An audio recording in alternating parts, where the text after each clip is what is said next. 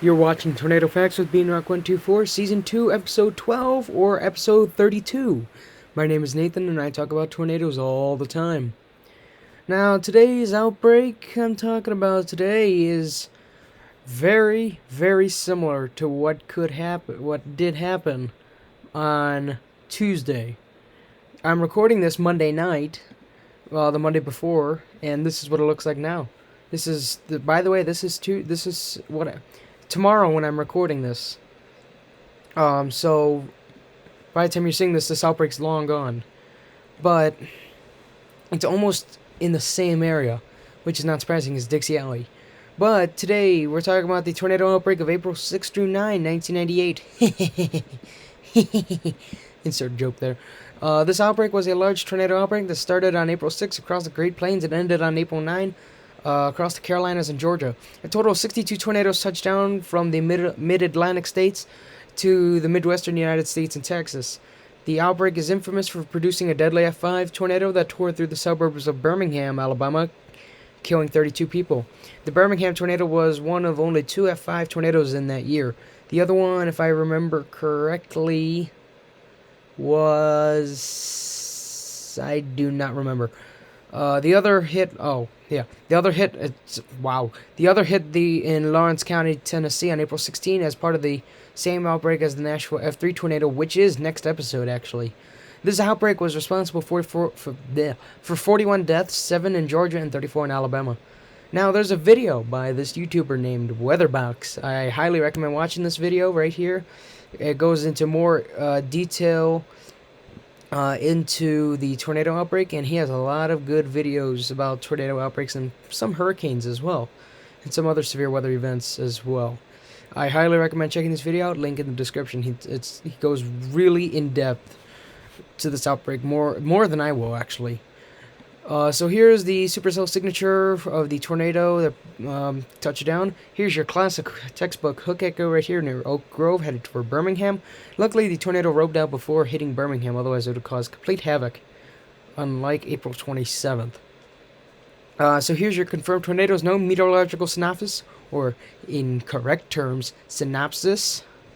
None unrated, 39 F0, 13 F1, 7 F2, 2 F3, no F4, and unfortunately the 1 F5 for a total of 62 tornadoes. And here are your tornadoes. Oh, here you go.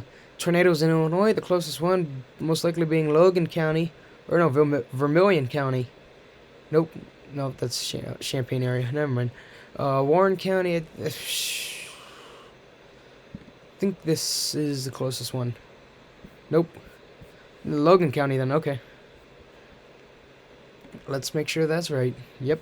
Nope. Okay, never mind.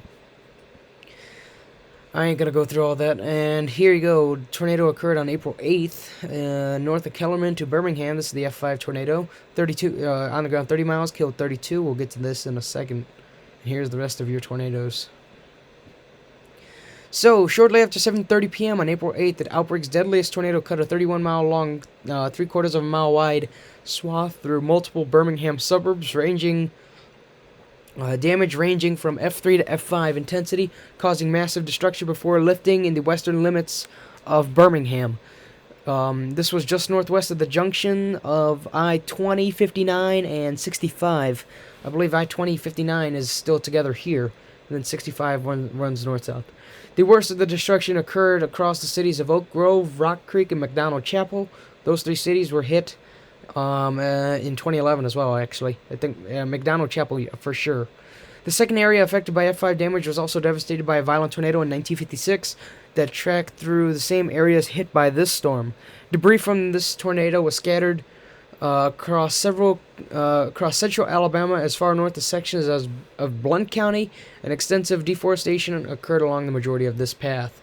The tornado began in rural Tuscaloosa County, only causing F0 damage there. The tornado reached F1 intensity after it entered Jefferson County, and then rapidly intensified to an F3 as it slammed into Oak Grove, an unincorporated town west of Rock Creek. Oak Grove was one of the hardest hit locations, with many structures destroyed in the area. Oak Grove High School sustained major structural damage, and the elementary school portion was destroyed. The school was rebuilt 2 years later and reopened a mile away from the damaged area. No one inside the school was killed, but a group of cheerleaders practicing at the school's gymnasium escaped disaster with only minor injuries when a wall prevented a portion of the roof from falling on them. The tornado caused its first 3 fatalities in Oak Grove, where, oh great, welcome to episode 11 of me. I think it's episode 11, I'm going to have to go back and look, but I assume it's episode 11, so we're going to keep it. So, the tornado caused its first 3 fatalities in Oak Grove, which occurred when a mobile home was completely disintegrated. Again, proving my point, mobile homes are still not safe in tornadoes. From here on out, most likely every single episode will have some sort of mobile home reference, so get used to it. After the mobile home was disintegrated, as it was getting disintegrated, actually, the tornado threw its occupants across the street. Only one survived, though. The Oak Grove fire station was also severely damaged. The tornado continued to intensify dramatically as it moved northeast, reaching F5 intensity as it struck Rock Creek. Many homes in the town were leveled or swept away completely. Let me guess, a lot of those were mobile homes. The roof of the Rock Creek Church of God was also blown off.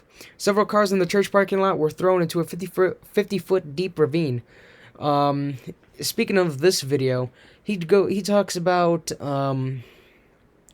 people being, in this case, just this case, people could have survived if they were in cars, as most of the deaths occurred in homes, and only 1 or 2 deaths occurred in a car. But either way, don't be in a car when a tornado is coming towards you. If there's nothing around you, if there's no safe building to get into, your last resort, get in a ditch and get below ground as much as you can. The church was turned into a makeshift trauma center immediately after the tornado. A total of 11 people were killed in Rock Creek. The far western fringes of Concord were impacted in this area as well, particularly the Warrior River Road area. The tornado weakened slightly to F4 intensity as it struck the neighboring community of... great, I'm going to have a hard time pronouncing this. Sylvan Springs, I think it's Sylvan Springs, where many additional homes were completely leveled, and 4 people were killed. Homes were damaged and destroyed just outside of Pleasant Grove as well. Continuing past Pleasant Grove, the tornado began to encroach on Birmingham's inner suburbs. This tornado regained its maximum F5 intensity as it tore through the communities of Edgewater and McDonald Chapel. 14 people lost their lives, and the storm swept away numerous homes. The tornado's effects were noticed around the same time by the ABC 3340 Birmingham Tower camera, which is pointed toward the western suburbs. Even though it was dark, a massive power failure occurred in western Birmingham when several transmission lines coming from the Miller Steam Plant electric generating station were knocked offline. This was noticed during the long-form weather coverage on ABC 3340, which lasted most of the evening. The station and several of its competitors had a policy of emptying regular programming and broadcasting only severe weather information when a tornado warning is in effect for any part of its coverage area. Ugh. Definitely not how it is today. It's continuous wall-to-wall coverage. The storm began to weaken somewhat as it crossed Alabama State Road 269 in the northern Birmingham neighborhood of Pratt City, though it was still very powerful. F3 damage and several injuries occurred in Pratt City before the tornado abruptly dissipated. Had the tornado remained on the ground, it would have gone into the northern sections of downtown Birmingham. A few miles further to the east, the Birmingham International Airport could have been affected as well. The storm lifted before reaching these sections of Birmingham, thankfully. However, a new F2 tornado touched down again in neighboring St. Clair County, where two people were killed. The tornado was at the time the 7th deadliest in Alabama history, killing one more person than a tornado that hit Alabama on March 21st, 1932. A young boy died 9 days after this event from head injuries. His father was paralyzed from the waist down, and his mother suffered severe injuries. Great. Another mother and her 2 children, despite taking shelter in their underground basement, were killed when hundreds of pounds of debris was blown onto them. Overall, 32 people were killed by the tornado, and hundreds more were injured. That is not a way to go out, I swear. If that ever happens to me, I don't know what I'll do. After producing 3 F2 tornadoes in Alabama, the Birmingham supercell moved into Georgia, producing another F2 in Cobb County. After that tornado lifted, this tornado, also rated F2, touched down 11:35 p.m. on April 8th, just northeast of Perimeter Center in DeKalb County. Now, people pronounce it DeKalb County, but remember there's an L, and I'm used to pronouncing it DeKalb County because there's literally one just to my west of where I live. After sparing the many high rises there, the tornado rapidly intensified to high-end F2 strength with 150-mile-an-hour winds and grew to 1/2 mile wide. It damaged thousands of homes and downed tens of thousands of native pine and hardwood trees. Hundreds of homes had major damage. A few dozen were destroyed, or nearly so, and were condemned, having to be completely rebuilt. Several buildings at the DeKalb College were heavily damaged, and significant damage occurred to the campus of Georgia Perimeter College, and one person was killed in DeKalb County. Tornado continued into Gwinnett County. Gwinnett County actually somewhat weakened, but still causing extensive damage in Peachtree Corners. The tornado crossed the county line 1 mile west of Norcross, skirting downtown and traveling parallel to Old Norcross Road at F2 strength. It continued to Duluth, crossing the center of town and lifting briefly, taking shingles off the roofs of houses in downtown Duluth. Many more trees were snapped along Old Peachtree Road near I-85. The tornado finally weakened and lifted 5 miles north of Lawrenceville, having affected over 5,000 homes along its path and injured 10 people in Gwinnett County. The tornado's total path length was 19 miles, and the current Norcross High School sits on land deforested by the tornado and then purchased by the Gwinnett School Board. In 2007, the county began seeking a grant from the GEMA. What is that? The Georgia Emergency Management and Homeland Security Agency. Okay. To help restate a system of tornado sirens, beginning with 11 to be installed along the path of the 1998 tornado. So, that is it for Season 2, Episode 12, or Episode 32 of Tornado Facts with Beanrock124.